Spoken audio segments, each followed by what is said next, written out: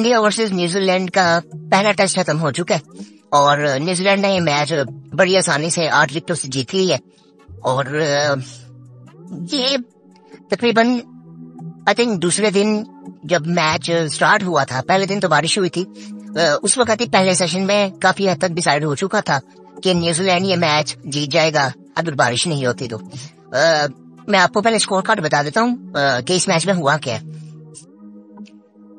New Zealand ने toss जीता, नहीं इंडिया ने टॉस जीता और इंडिया ने बैटिंग का फैसला किया और बैटिंग करके इंडिया 46 पे ऑल आउट हो गई। उसमें मैट हेनरी ने 5 आउट किए, साउथी ने 1 आउट किया और इनके नए एक प्लेयर आए थे विलियम ट्रोर्क, उन्होंने 4 आउट किए।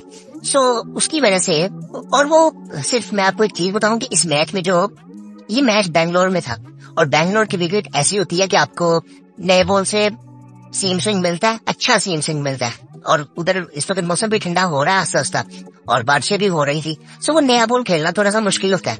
अब यहाँ पे एक चीज देखनी जरूरी ये होती है कि सीम स्विंग जो होता है ना वो घोड़ों को तंग नहीं करता। ये ऑस्ट्रेलिया, न्यूजीलैंड, इंग्लैंड को, इनको सेम स्विंग तंग नहीं करता, इनको स्पिनर्स तंग करते हैं। सो उसमें समझदारी इंडिया ने ये की कि इन्होंने स्पिनर्स तो खिला लिए, लेकिन इन्होंने कहा कि सिर्फ हम चौथे 5वें दिन इनको पकड़ लेंगे अपनी स्पिन बॉलिंग से। बट हुआ ऐसे नहीं। वो थोड़ी सी वो चीज उल्टी इंडिया में पड़ गई कि इंडिया को नया बॉल खेलना पड़ गया और वो सीम स्विंग बहुत जबरदस्त था, जो कि फिर आपको नजर आया कि जब इंडिया की दूसरी इनिंग खत्म हुई, जिसमें इंडिया ने अच्छी बैटिंग की, लेकिन उनके आखिरी 7 आउट तकरीबन 50-60 रन पे हो गए थे। तो 46 पे ऑल आउट करने के बाद न्यूजीलैंड ने बैटिंग की और न्यूजीलैंड ने 402 मार दिया। अब वहां पे भी इंडिया ने जो चीज अच्छी नहीं की कि उन्होंने टीम साउथी को भी रन करने दिए, उसने भी 65 मारा। सो जिसकी वजह से इंडिया ने 402 कर लिया।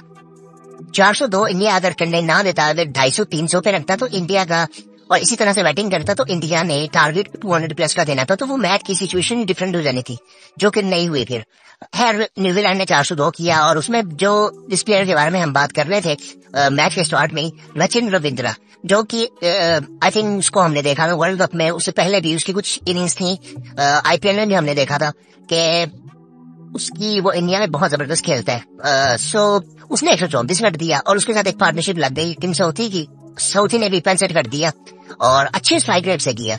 और उससे पहले कॉनवे ने 91 किया था। कॉनवे की परफॉर्मेंस भी इंडिया में अच्छी रहती है।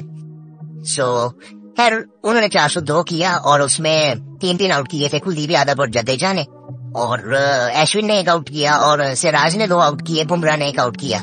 और उसके बाद फिर इंडिया ने जब दूसरी बैटिंग की, अब उस वक्त तकरीबन मैच इस तरह था कि यार इतना कोई इजी होगा नहीं, लेकिन ये पता चल चुका था कि बैटिंग इतनी मुश्किल है नहीं है। जब इंडिया ने दूसरी बैटिंग करनी थी तो उन्होंने बड़ी डिसेंटली स्टार्ट की थी इंडिया ने दूसरी इनिंग अपनी, और जयसवाल ने 35 किया। जयसवाल भी काफी अच्छा खेल रहा था, लेकिन उसने फजूल सी शॉट खेली, जिस तरह हम साई मयूर को देखते हैं कि वो इनएक्सपीरियंस की वजह से वैसी शॉट को खेल जाता है टेस्ट मैचेस में, जिसकी वजह से वो आउट हो जाता है। और जयसवाल में हालांकि ये मेच्योरिटी थोड़ी सी नजर आई थी कि ये इस तरह की गलती नहीं करता, लेकिन उसने 35 रन जब उसके हुए तो उसने वो एकदम क्रीज से निकला और उसने शॉट मारने के लिए वो निकला तो वो आउट हो गया, स्टंप आउट हुआ। उसके बाद फिर रोहित शर्मा ने 52 किए, वो भी आउट हो गए। अब वो बैड लगती थोड़ी सी, लेकिन उसके बाद एक अच्छी चीज ये हुई कि विराट कोहली और सरफराज खान की एक पार्टनरशिप लगी और वो बड़ी जबरदस्त जा रही थी। और फिर आई थिंक तीसरे दिन के खत्म होने पे लास्ट बॉल पे विराट कोहली आउट हो जाते हैं। सो वो 2 आउट यहाँ पे होने थे, वो 3 आउट हो जाते हैं। सो अब यहाँ पे ये सोचें कि अगर वहां पे विराट कोहली आउट ना हुए होते तो वो सुबह आते और विराट और सरफराज शुरू से बैटिंग करते कि वो दिन का स्टार्ट भी होता, रेस्ट भी मिल गया होता, सो वो एक लंबी बैटिंग और चलती। सो वो 3 आउट थे। अब उसके बाद पार्टनरशिप फिर एक और अच्छी लगी सरफराज की और ऋषभ पंत की। सरफराज 150 किया उन्होंने और फिर वो आउट हुए। उसके साथ ऋषभ पंत ने 99 पे वो भी आउट हुए। अब ऋषभ पंत वाली भी बैड लक थी कि एक तो 99 पे वो आउट हुए और वो भी लास्ट बॉल थी टी के लिए, टी से पहले लास्ट बॉल थी कि जिसमें वो आउट हो गए। सो जब वो आउट हुए तो उसके बाद फिर एक कोलैप्स होता है इंडिया की तरफ से, कि जिसमें आप देखते हैं कि 400 पे इंडिया के 3 आउट होते हैं, 408 पे इंडिया के 3 आउट थे और उसके बाद इंडिया ने 462 किया बस, कि जिसमें केएल राहुल भी थे नीचे बैटिंग करने वाले।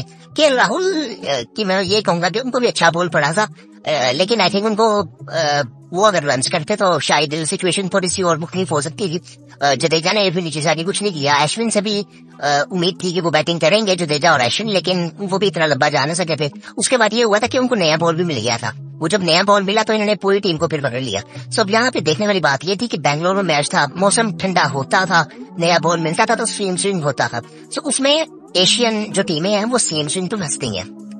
ये हम देखते हैं इस चीज को कि एशियन टीमों को सेम स्विंग तंग करता है और गोरों को स्पिन बॉलिंग, अच्छी स्पिन बॉलिंग तंग करती है, जो कि हमने रिसेंटली पाकिस्तान इंग्लैंड के मैच में देखा, दूसरे टेस्ट मैच में। और फिर वहां पे जब कोलैप्स होता है तो 462 पे इंडिया ऊपर जाती है और तो टारगेट मिलता है न्यूजीलैंड को 107 का। अब दूसरी इनिंग में मैट हेनरी और विलियम रॉर्क ये दोनों 3 आउट करते हैं और एजाज पटेल 2 आउट वो करते हैं, फिलिप्स 1 आउट करता है और टिम सौफी 1 आउट करता है। सो खैर वो कवर सारा हो जाता है। सो 107 रन के टारगेट है। अब उसके बाद तकरीबन पौना घंटा बचा हुआ था और फिर बारिश हो जाती है। 4 बॉलें जब बुमराह करता है और वो भी काफी आई थिंक एक सिचुएशन थी कि जिसमें इंडिया कह रहा था कि हम इनको आउट कर सकते हैं, कोई चांस बन सकता है, लेकिन वो चीज आई थिंक सुबह भी नजर आई कि सुबह आके इंडिया ने 2 आउट किए। जब इंडिया ने आज सुबह शुरू किया, आज सुबह भी मैच लेट शुरू हुआ था और लेथम को आउट किया बुमराह ने, फिर उसके बाद कॉर्ने को भी आउट कर लिया।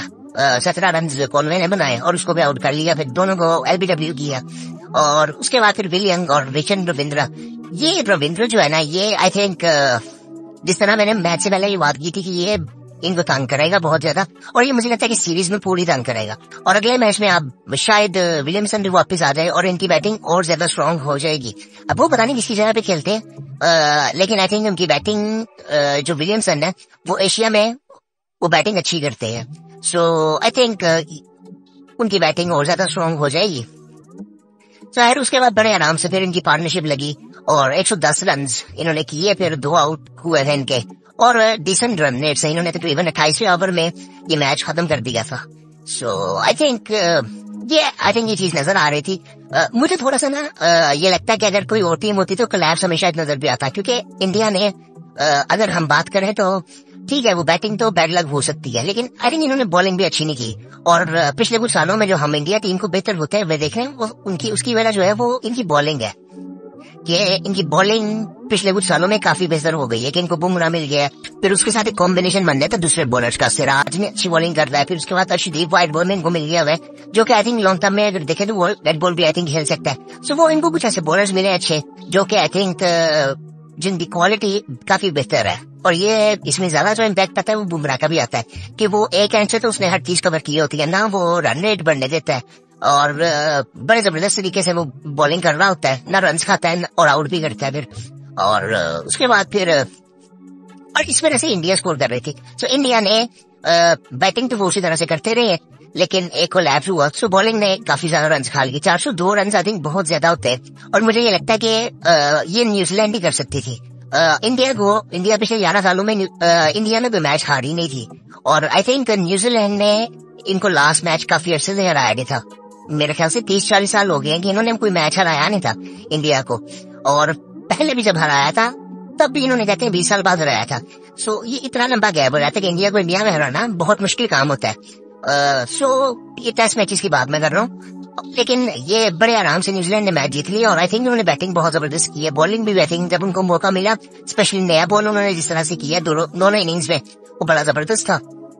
और अब ये काफी इंटरेस्टिंग हो गया क्योंकि अब 2 मैचेस बढ़े हुए हैं और अगर ये न्यूजीलैंड यहाँ से सीरीज जीत जाता है, लेकिन अभी फिर भी क्या कहा जा सकता है कि इंडिया अब फेवरेट तो है आने वाले दोनों टेस्ट के लिए, लेकिन आई थिंक न्यूजीलैंड मुझे एक ऐसी टीम लगती है कि ये कुछ भी कर सकती है अगर ये पूरी अपनी स्ट्रेंथ से खेलती है।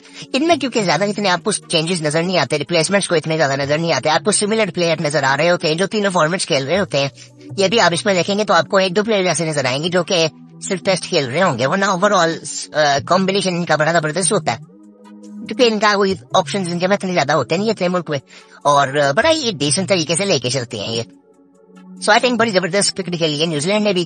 अब आने वाले मैच में भी देखेंगे कि न्यूजीलैंड आगे कोई मैच जीतती है कि नहीं, और अगर ये सीरीज जीत जाती है तो ये एक थोड़ा सा आई थिंक इंडिया के लिए थोड़ी सी चीज ये होगी कि इनकी आगे सीरीज जो आनी है वो ऑस्ट्रेलिया के साथ है जो कि काफी डिफिकल्ट सीरीज है। ऑस्ट्रेलिया भी अपने कंट्री में खेलने नहीं देता क्योंकि वो उनको एक वो ताप पहले की भी चढ़ी हुई है कि जब इंडिया ने इनको हराया था। सो इस दफा वो इनको लदार भी रहे हैं कि जब 46 पे आउट हुआ तो क्रिकेट ऑस्ट्रेलिया ने एक ट्वीट भी किया था कि इज इट अ न्यू 36। सो हर वो उनको थोड़ा सा छेड़े है, लेकिन वो आई थिंक वो चीजें होती हैं।